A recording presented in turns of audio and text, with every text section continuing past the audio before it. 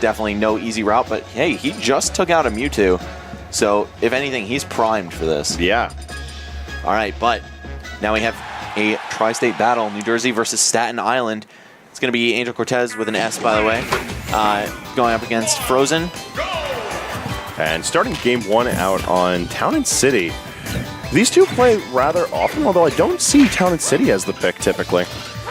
I feel like this is kind of neutral ground for these guys. I mean, they both like to kill off the top, relatively same percent kind of deal and same frequency. It just means we're going to see up air and up throw from Corrin, get the job done a little bit earlier. And actually, one really unfortunate thing for Corrin on the stage is that Diddy Kong's up throw to up air, which works forever on Corrin, actually confirms that kill percent on this stage. Yeah. Wow. And I was actually informed by somebody last week that it does on Smashville as well, which is very surprising to me, but it'll be a lot more of a factor here on Town and City with the lower ceiling. And we're seeing Corrin, the Corrin play from Frozen be a bit more proactive than usual.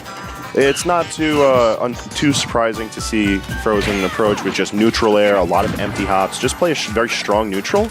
But we're seeing a lot more moves come out than typically, especially against Angel. I feel like Diddy Kong's one of those characters where you've got to initiate all the time. Letting him hang back and pluck another banana is so dangerous. Very few characters actually get to outcamp this guy. And also, Corrin can't store the charge on her projectile, which I feel like definitely hurts her ability to camp out Diddy. We'll see, though, because now Angel looks to be really on the ball with punishing all of Corrin's approaches here. Just not letting Frozen play anymore.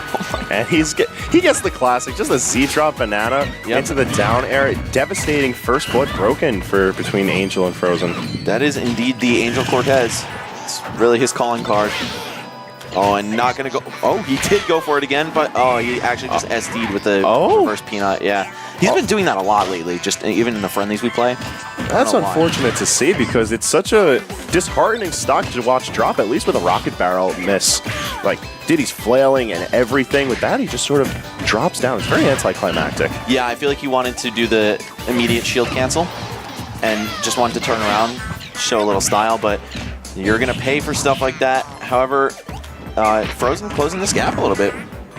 Yeah, and what a gap he has to close now. Sitting at 119% with proper banana placement. Yeah, oh, don't even have to worry about that.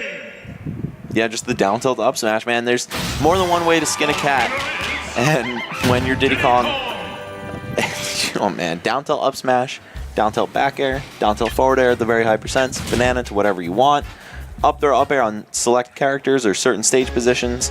It certainly goes to show that Diddy Kong is not at a loss for kill options once the percentages climb that high. Yeah, I personally think he's the best character in the game, and this is why, man. He can definitely take a stock in a variety of ways. Banana or no banana. We're seeing the game 2 pick go to Dreamland, and now this is a stage that I would much prefer to see Frozen on. There's so much room for him to move around utilizing Dragon Lunge. His neutral air and forward air cover so much space. And as you had mentioned earlier with Town and City, with the factor of killing off the top, the lowered ceiling and the platforms in relation to it is really going to help with those percentages being just a little bit earlier. Man, I do and don't like this pick from Frozen. It's nice when you're a sword character to have the 3 platform stages. You can shark underneath, get some safe pressure with your large disjoints, but Diddy Kong also is afforded more mobility options, more ledges to cancel off of with his monkey flip, and also just he can lock off approach options by just having a platform above or in front of him and a banana in hand. Like, what is Frozen going to do in a situation like that? Wow, he threw the banana up. I feel like maybe to give Frozen a little bit less warning in the form of block stun. Like, hey, you know, now I don't get to give you 2 instances of shield hit lag to react to. It's just going to be 1, and it's also a visual mix-up. Not really sure what the logic was, but didn't get him punished, I guess. Yeah, just a very interesting trade between these 2 right now, and it's been an odd sequence of events. Oh, Angel Cortez getting the rare Keitaro there. His banana was still on the other side of the stage. The hardest roll read of all time. And the Dragon Fang 2 being able to clean out that stock in very decisive fashion. I like that by Angel Cortez using the Gentleman Diddy's jab 1, 2, 3. You don't see a lot of people go for it, just because if you tap A, you know, you're gonna get the rapid jab, but if you just hold it, you'll get that. Give him a safe block string. Actually, I feel like it's not safe, but Frozen didn't react in time because he probably was expecting the rapid jab. There are a lot of Diddy mains that don't particularly feel that the gentleman has that many uses. However, it's worth noting that Angel Cortez is a very unorthodox Diddy player. He has such a profound knowledge of the character, but a lot of his approaches to Diddy Kong aren't conventional by any means. Yeah, this guy is hands down one of the most creative players. That's why, you know, I see Zero say like, oh, there's not significant room for technical development with this character. Like, bro, are you kidding me? Like, you watch them compared to each other. Granted, Zero's a more solid player overall, but like, Angel has the tech, man, and he just is so much more creative that I feel like it's disingenuous to say that, and he's proven it right now, just how many crazy setups he has. Oh no, how's Frozen gonna get back? Okay, wow, Angel actually didn't maybe recognize that he lost his jump. He seemed to be thinking a few steps ahead of that. The Dragon Ascent just getting Frozen freely back to ledge, and now landing with the neutral air is going to give Frozen a bit more safety to the situation, but down tilt into the up smash is going to allow Angel to secure that game 2.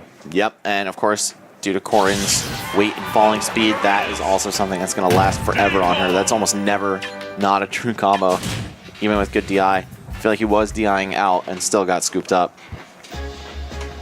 Frozen seems to be heavily pondering what's going on right now, whether it's a stage or a potential character switch. There is a chance of us seeing his Mewtwo, and considering how well Angel's been handing this Corrin of his, yeah, it doesn't look like we're going to be seeing the Mewtwo. I personally would have liked to have seen it, but the stage switch is in fact bringing us to Smashville.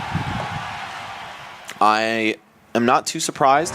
I think these guys know each other well enough that Frozen knows Angel hates this stage with Diddy Kong, which to me doesn't make too much sense. I feel like 99% of Smash 4 players love Smashville, but Angel, I guess, you know, speaking to his unconventionality as a player, is not a fan of it. So, yeah, I mean, maybe just looking for the personal counter pick more than anything necessarily strategic.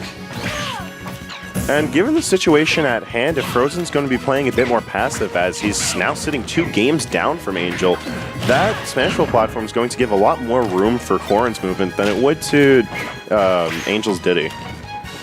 And I say Angel's Diddy specifically because one feature of his Diddy Kong that we don't often see is movement involving monkey flip. He'll use it as an offensive option, and he's, you know, not against using it for the sake of recovery. But ledge-cancelled monkey flip is something that gives Diddy Kong a lot of space to maneuver on Smashville.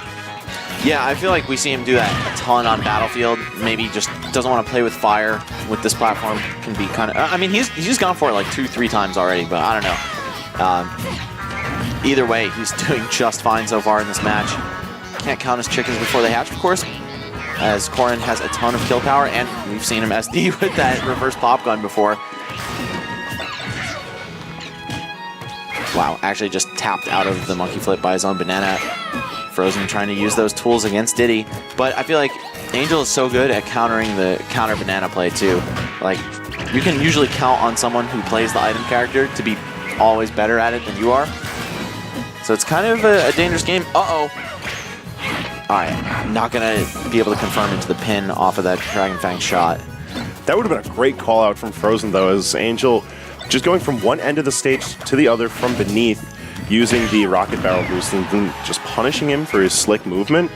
But unfortunately for Frozen, he's not going to be able to get that, and Angel's going to be running away scot-free.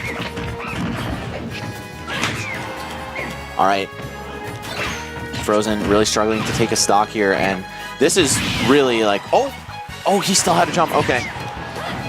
Angel able to recover, but yeah, I mean, when you see your opponent, or when you see Diddy's opponent lose the first stock against him, often it's just downhill from there, and Angel really exhibiting that here. Diddy's tools just facilitate so much play from advantage that it seems that the character's always in advantage no matter what you're doing, and Angel even moving in for the down air, he knew that wasn't getting hit. But nonetheless, Angel Cortez managing to take it 3-0 over Frozen. And that is